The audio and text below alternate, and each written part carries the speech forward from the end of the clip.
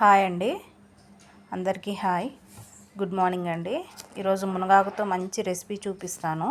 సింపుల్గా ఈజీగా అయిపోయేది, పిల్లలు కూడా తినొచ్చు. ఈరోజు బ్రేక్ఫాస్ట్ వచ్చేసి చపాతీ చేస్తున్నా. అందులోకి మునగాకు గుడ్డు కాంబినేషన్తో ఒక చిన్న కర్రీ చూపిస్తాను.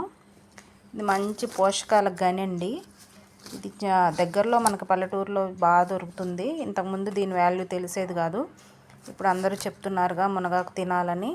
మునగాకు ఎక్కడ దొరికినా కానీ కంపల్సరీ ఇలా సింపుల్గా చేసుకోవడానికి ట్రై చేయండి. దీన్ని ఒట్టిగా అయితే తినలేము, కొంచెం వెగటుగా ఉంటుంది. ఏదైనా కాంబినేషన్లో కానీ కర్రీలో కానీ తీసుకోవచ్చండి. పచ్చడి, కూర, కోడిగుడ్డుతో తీసుకోవచ్చు. ఓకే, దీంతో మంచి రెసిపీ చూపిస్తాను. అలాగే ఒక సింపుల్ చిట్కా అండి. మునగాకు ఇలా తీసుకుంటాం కదా, నైట్ టైము తీసుకున్నప్పుడు నిన్న ఈవినింగ్ తెచ్చాను నేను. ఇలా పేపర్లో ఫోల్డ్ చేసి పెట్టాను. మార్నింగ్ అలా చూడండి, ఆకంతా ఇలా వదిలిపోతుంది. మనం ఆకుని దుస్సే పని లేదు. ఓకేనండి, ఇలా దులిపేస్తే ఆకు రాలిపోతుంది, మనకి ఈజీగా వదిలిపోతుంది. ఓకేనండి, దీన్ని వాష్ చేసుకొని కర్రీలోకి వాడుకోవచ్చు.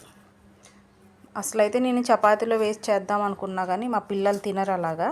కోడిగుడ్లో అయితే వేసుకొని తింటారు. ఓకే అండి, రెసిపీ చూపిస్తాను. థ్యాంక్స్ ఫర్ వాచింగ్ అండి. బాయ్ అండి.